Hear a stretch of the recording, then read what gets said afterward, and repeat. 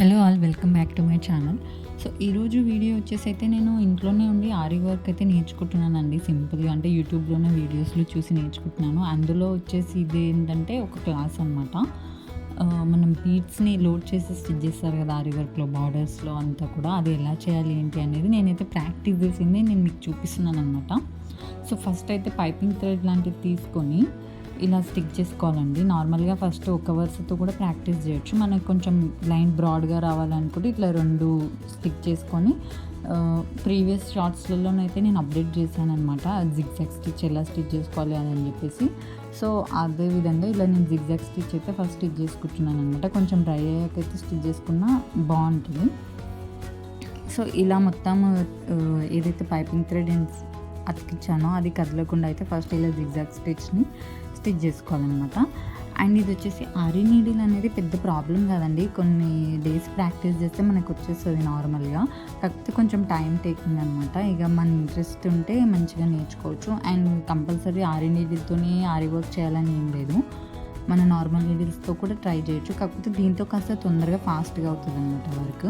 So చూస్తున్నారు కదా మీరు, ఫస్ట్ స్టార్టింగ్లో అయితే నేను ఒకటే షుగర్ బీడ్ తీసుకొని ఇలా స్టిచ్ చేసుకొని ముందుకి అనుకొని మళ్ళీ ఒక పెద్ద గొలుసు కుట్టి మళ్ళీ చిన్నగా గొలుసు కుట్టి వెనక్కి లాగాను అనమాట దారాన్ని. మీరు ఒకసారి చూస్తే క్లారిటీ ఉంటుంది నేను చెప్పేదానికంటే కూడా. మనం సూదిని ఇలా తిప్పి బయటికి లాగితే ఈజీగా బయటకు వచ్చేస్తుందండి. డైరెక్ట్గా లాగితే మళ్ళీ మనం ఏదైతే పంచ్ చేసిన నీళ్ళు లోపలికి వెళ్తుందో అది కూడా మళ్ళీ బయటికి వస్తూ ఉంటుందన్నమాట. సో మనం పంచ్ చేసినప్పుడు సూది బయటికి లాగేటప్పుడు కరెక్ట్గా రొటేట్ చేసి లాగాలన్నమాట. అప్పుడు థ్రెడ్ మనకి తట్టుకొని రాదనమాట.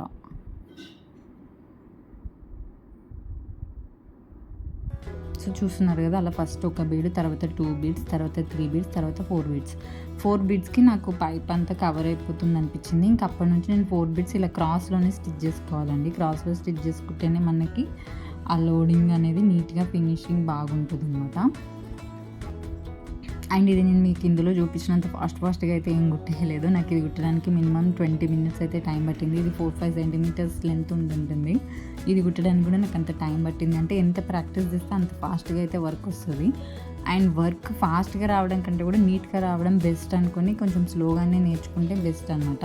అండ్ ప్రొఫెషనల్స్ దగ్గర జాయిన్ అయ్యి నేర్చుకోవడం అదంతా వేరే. మనం ఇంట్లో ఉండి యూట్యూబ్స్లో ఇప్పుడు చాలా అవైలబుల్ ఉన్నాయండి కోర్సెస్. చాలామంది ఇలా యూట్యూబ్స్లలో నుంచి చూసి నేర్చుకునే వాళ్ళ కోసం అయితే చాలా అయితే ఉన్నాయి. నేనైతే జీనీ ఆరి వరల్డ్ ఫ్యాషన్ అని చెప్పి సమ్ యూట్యూబ్ ఛానల్లో అయితే నేర్చుకుంటున్నాను అనమాట. వాళ్ళ దాంట్లో ప్రీ రికార్డెడ్ క్లాసెస్ ఉన్నాయి.